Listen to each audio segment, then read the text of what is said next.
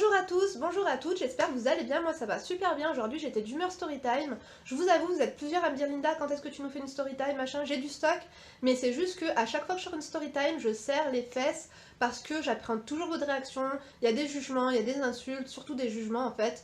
Donc voilà, j'étais malade, j'avais de la tension, je pensais avoir du diabète, je me suis dit bon, il va encore plus me monter la tension, donc je vais m'abstenir, mais voilà, maintenant je pense que voilà, mes constantes sont bonnes, on va pouvoir y aller. Aujourd'hui je vais vous raconter plusieurs anecdotes sur mon mariage. Comme vous savez, je déteste les mariages. Déjà depuis toute jeune, j'aimais pas les mariages. Ma mère elle a invité, mais vraiment à un mariage par week-end, et elle me traînait dans les mariages et moi je détestais ça, donc franchement je priais le bon Dieu pour qu'elle veuille bien me laisser à la maison parce que franchement c'était un pur calvaire, je déteste, niant pour moi, et je vous avoue que j'ai jamais rêvé du grand mariage, la grosse robe de princesse, les machins.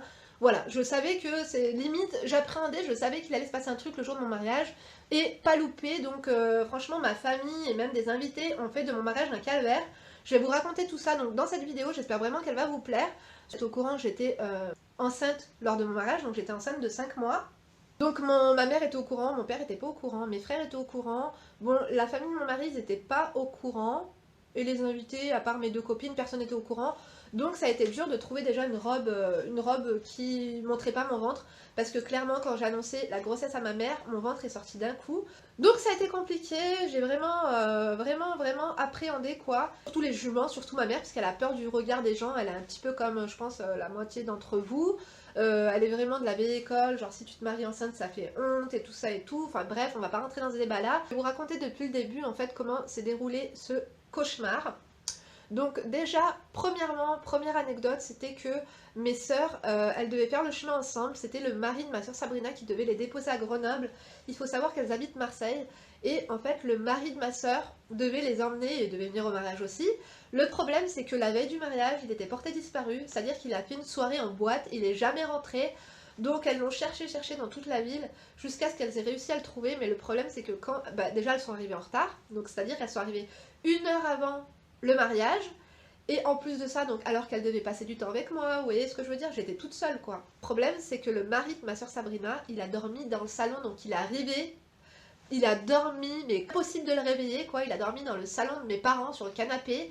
Ma soeur Nora, elle avait littéralement envie de le frapper, donc ils se sont insultés, voilà, c'est vraiment parti en live. Alors du coup, déjà il y a eu ça, et en plus de ça, donc deuxième anecdote, ma soeur Sabrina, elle a oublié, on sait toujours pas si elle a fait exprès ou non. Ma belle-sœur Cindy, ma soeur Sabrina et ma soeur Nora avaient les mêmes robes. Donc on les avait achetées au même endroit, ma robe de mariée et tout. D'ailleurs, petite précision, en plus de ça, on avait vraiment tout fait pour ne pas être stressé, parce que déjà que j'étais enceinte, donc on a fait ça dans un super restaurant à Grenoble, un restaurant oriental genre haut de gamme, pour pas avoir de problème de décoration, pour pas avoir de problème de qui c'est qui fait le ménage après l'événement, qui c'est qui range les tables, qui c'est qui fait la vaisselle. On s'était dit bon, on va payer un peu plus cher, mais au moins on sera tranquille. Et comme déjà tout le monde était un peu pris de court par mon mariage, parce que j'ai tout organisé en un mois, je m'étais dit comme ça je demande rien à personne, vous voyez. Et les gâteaux, pareil, ma mère, elle sait trop bien faire les gâteaux rap, comme je vous avais dit, les gâteaux de la Lide et tout, elle c'est magnifique, je lui ai rien demandé, j'ai tout fait faire par une femme. D'ailleurs, les meilleurs gâteaux du monde entier, c'était, je sais pas si je peux vous donner ses coordonnées, mais au pire, si vous voulez, je vous donnerai le nom de cette personne pour les grenobloises, elle fait les meilleurs gâteaux orientaux, donc pour les mariages sur Grenoble. Bref, donc déjà mes sœurs, elles étaient en conflit par rapport à ça. Et ensuite, le problème, c'est que ma sœur Sabrina, elle devait emmener les robes au tailleur. Ma belle-sœur Cindy, comme elle habite sur Grenoble, elle a senti la patate arriver, je pense, et elle a demandé à ce qu'on lui livre sa robe chez elle pour que sa mère, elle lui fasse les retouches. Donc du coup, elle avait sa robe nickel. Le problème, c'est que mes sœurs, au moment d'enfiler les robes, elles se sont aperçues. Donc ma sœur Sabrina, elle était fraîche et tout. Ma sœur Nora, en fait, il y avait ça de tissu en trop. Elle fait 1,60 m et il y avait ça, en fait, qui traînait par terre. Donc du coup, et pareil, les bretelles, vous voyez ce que je veux dire, les bretelles, elles n'étaient pas du tout réglées, et ma soeur Sabrina, elle était comme une sirène dans sa robe. Ma soeur Nora, elle a littéralement pété un câble, donc elles se sont battues dans la salle de bain. Donc moi, je sortais de la coiffeuse, en fait, celle qui m'a fait ma coupe, mais le maquillage, moi, j'avais préféré me le faire toute seule. Et le truc, c'était que moi, pendant que je me maquillais, mes soeurs, elles étaient en train de se battre comme des chiffonnières. Ma soeur Nora, elle a menacé de couper la robe à Sabrina parce que du coup, elle était en colère. Comment ça se fait que t'as emmené les 2 robes chez le tailleur et que clairement, il y avait encore les épingles des ourlets, mais que voilà, ta robe elle est faite et pas la mienne. Du coup, elles se sont battues. Ma soeur Nora, elle voulait couper la robe en 2.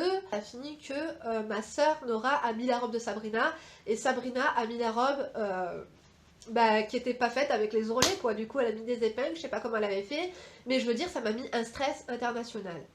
Ensuite, au moment de descendre, chez ma mère, juste avant le cortège, donc ma mère elle avait demandé une autorisation pour faire des feux d'artifice, ça je le savais pas, et moi j'avais pas envie de me taper la fiche, j'aime pas les feux d'artifice, j'étais enceinte, j'étais pas très bien et tout, déjà j'étais un petit peu serrée dans ma robe, donc je voulais pas. Donc à ce moment-là, ma mère et moi on s'est disputés, elle m'a insulté clairement, voilà, de tous les noms, et elle m'a dit ouais, tu crois quoi, tu te maries, en plus t'es enceinte, enfin bref, du coup en fait tout ce elle avait envie de me dire comme insulte, elle les a sortis en fait une demi-heure avant le mariage. Je suis sortie de chez ma mère en pleurs. Le maquillage avait tout coulé et tout ça. Ensuite, il faut savoir que moi, donc le restaurant dans lequel j'ai fait mon mariage, c'était le restaurant de la copine à ma mère, donc elle avait super peur qu'elle se rende compte que je suis enceinte, que je lui fasse honte et tout machin. On a vraiment restreint le nombre d'invités. J'ai pu inviter que 2 copines à moi, ma mère a invité tout le reste. Vous voyez, vous connaissez les mamans rebeux, c'est ma mère qui a fait la liste des invités. Et on a demandé à tout le monde de ne pas emmener d'enfants, parce que bien sûr qu'ils pouvaient pas, parce que le restaurant était petit. Enfin bref, tout ça pour vous dire que j'ai une voisine qui était vachement seule et tout ça, qui était vachement déprimée, que je l'avais pas invitée. Au moment de m'installer dans la voiture à mon frère, donc super bien décoré et tout, en fait il avait même 3 décapotables BMW, je sais pas si vous vous rendez compte. C'est une petite banquette, donc déjà avec mon cerceau, j'étais toute... j'avais pas beaucoup de place en plus pour respirer, mais en fait si vous voulez, la voisine donc de ma mère a débarqué. Donc comment vous dire que c'est une personne, alors attention je fais un petit disclaimer, ça me saoule de faire des disclaimers à chaque fois, mais genre c'est une personne super, enfin vous voyez Big Mama, super grosse, mais quand je vous dis grosse, je vous parle pas du 4XL, je vous parle pas du... vous voyez c'est vraiment ces vêtements sur mesure, attention j'ai absolument rien contre les obèses, les gros, les machins, je trouve ça super mimi, mais vraiment j'avais pas de place quoi. Elle m'a dit tu crois que tu vas te débarrasser de moi comme ça? Elle m'a dit bien sûr que je viens. Et le problème c'est qu'elle était tellement grosse qu'elle rentrait pas dans sa salle de bain, dans sa baignoire. Du coup c'est une personne qui ne se lavait jamais, donc je vous dis même pas les odeurs. En fait comme personne ne pouvait la prendre dans le cortège, elle s'est mise à la place de la mariée, donc elle s'est mise à ma place, on aurait dit que c'était elle qui allait se marier, et moi j'étais là comme ça avec mon cerceau, et les odeurs, je vous dis même pas comment. Entre le petit lait qu'il y avait dans sa culotte et la transpiration, la laine et tout, c'était un cauchemar, un pur cauchemar. Enfin bref. À part ça, on arrive au mariage et à ce moment-là, donc ma mère est arrivée en retard parce qu'elle n'a pas voulu venir. Enfin, quand on s'est disputé ensemble, elle m'a dit c'est bon, je viens pas à ton mariage. J'ai dit écoute, si celui qui vient, il vient, celui qui veut pas venir, il vient pas.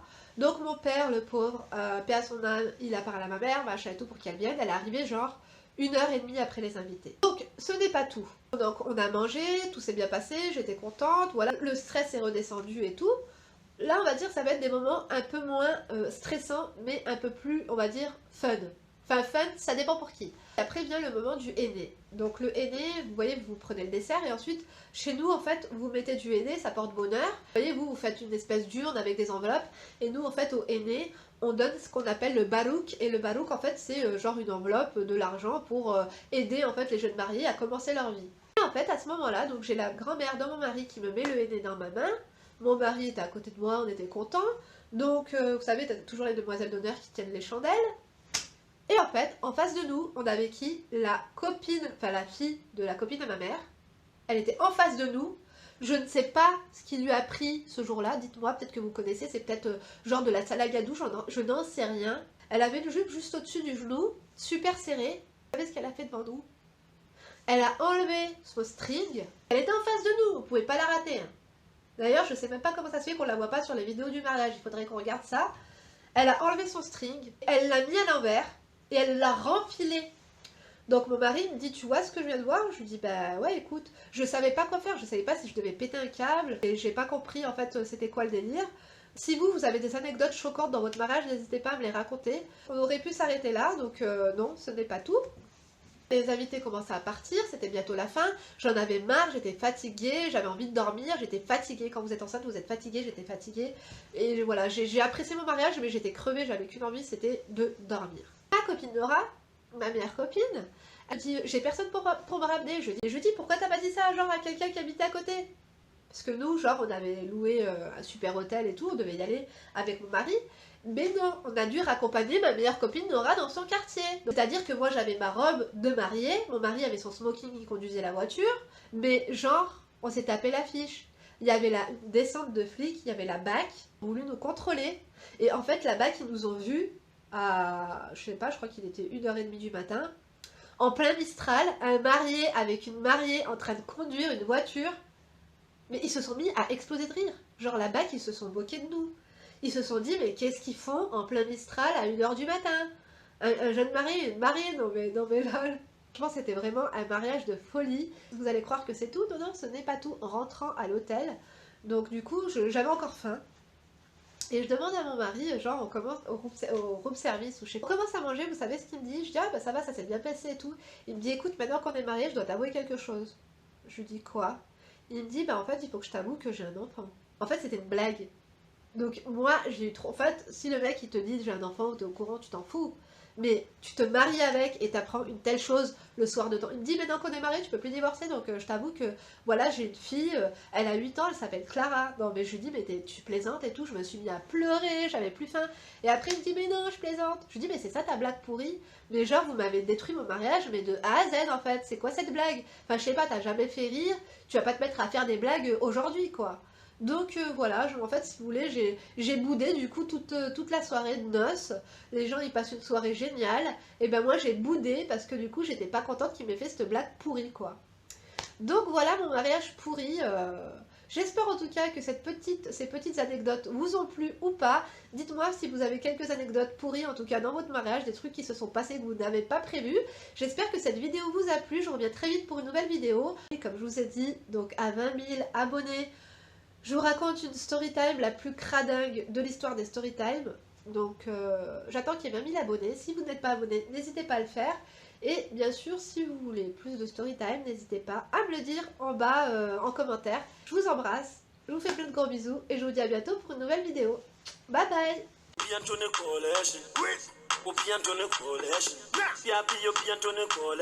What else?